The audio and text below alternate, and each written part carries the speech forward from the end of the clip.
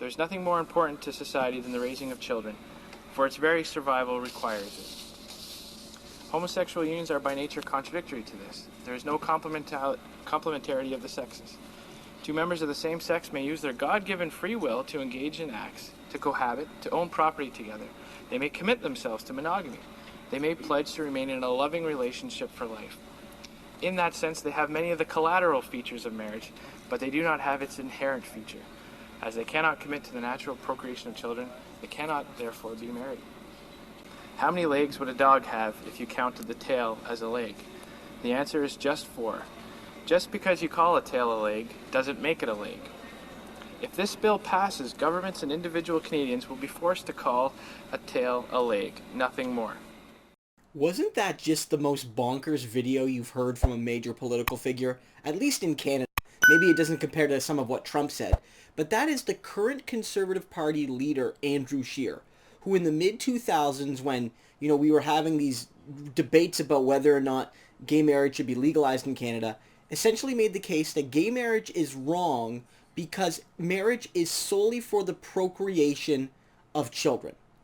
Now that's such a Swiss cheese of an idea because you can poke so much hole through it. What about couples that can't procreate? What about a husband or a wife in a heterosexual marriage that's infertile and they know it? Should they not be allowed to marry? What about two people whose spouses died and they marry in their 70s? Should they be allowed to get married even though that marriage isn't about procreation? What about a couple that chooses to adopt? Couples that are able to have children but choose not to, and they choose to adopt. Are they not really a couple because they didn't procreate? This argument is absurd.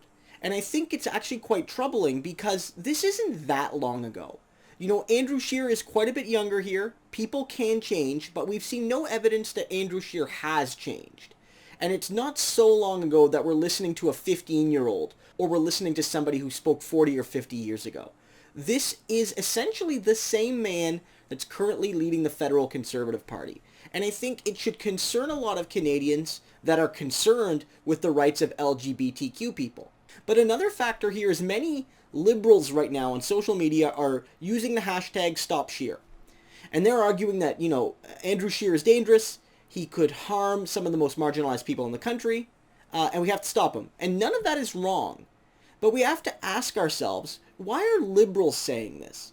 The Liberal Party, after all, was in a position to forever end the possibility of someone like Andrew Scheer gaining absolute power with 35 or 40% of the vote. They promised to end our first-past-the-post system that empowers people like Scheer, who have a support of only a small minority of the population in some cases, but can have absolute power with it. They chose to not stop that. And so in some ways, the liberals who are waxing poetic about the dangers of Andrew Scheer are the ones that will give him power in October potentially. And no one else. It was them who could have changed the system forever. Andrew Scheer's never going to get 50% of the vote. It's just not going to happen. At best, he could get 41 or 42. He's not going to get any higher than that, and therefore the other parties in the House could have stopped him from implementing a ban on gay marriage, for instance, or restricting the rights of LGBTQ people in other ways.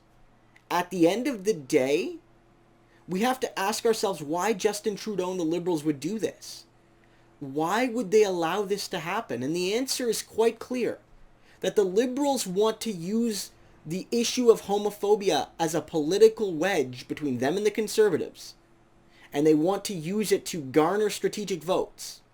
But the Liberals are less afraid of Andrew Scheer's attacks or potential attacks on LGBTQ people than they are with sharing power with the NDP and the Green Party and maybe the Bloc.